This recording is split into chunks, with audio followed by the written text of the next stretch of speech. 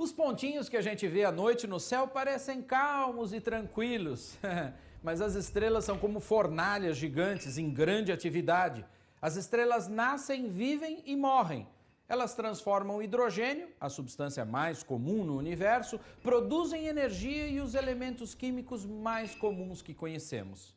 E então, como as estrelas nascem?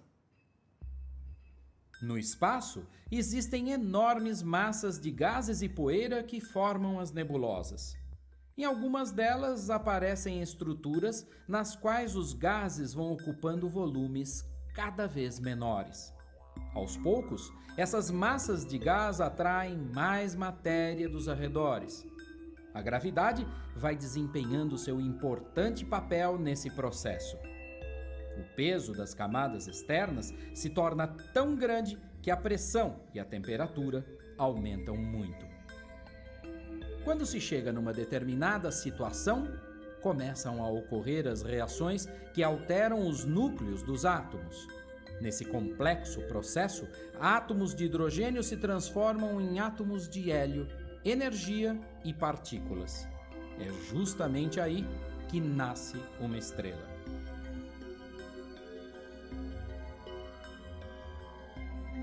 O ciclo de vida das estrelas é bem longo quando comparado com as nossas escalas mais comuns. O nosso Sol, por exemplo, já tem cerca de 5 bilhões de anos e deve durar outros tantos 5 bilhões. Há estrelas com ciclos muito maiores e outras menores, dependendo de suas massas. As que possuem maior massa transformam em seus interiores elementos químicos até o ferro pelo processo de fusão.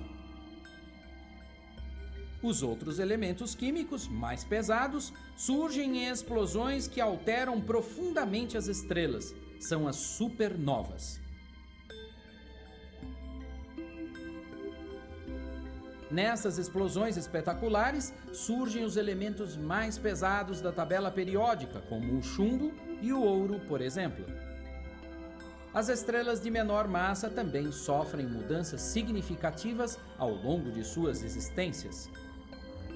Quando os processos de fusão nuclear estão perto de se esgotar, algumas dessas estrelas aumentam muito seu volume e depois encolhem muito rápido, deixando em torno de si uma parte de sua matéria.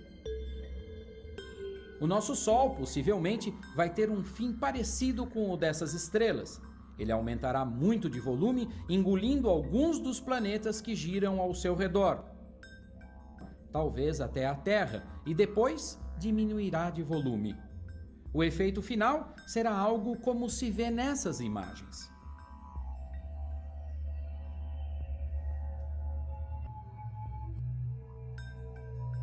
Esses pontinhos inocentes, cintilando como brilhantes numa joia de cristal, são as unidades geradoras de toda a matéria-prima que conhecemos. A matéria-prima dos compostos da vida, o carbono, foi e continua sendo gerado no interior das estrelas. É no mínimo curioso pensar que temos tanto a ver com esses pontinhos brilhantes que enfeitam a noite. Mas talvez seja exatamente por isso que eles exerçam tanto fascínio. Nos vemos no próximo ABC da Astronomia.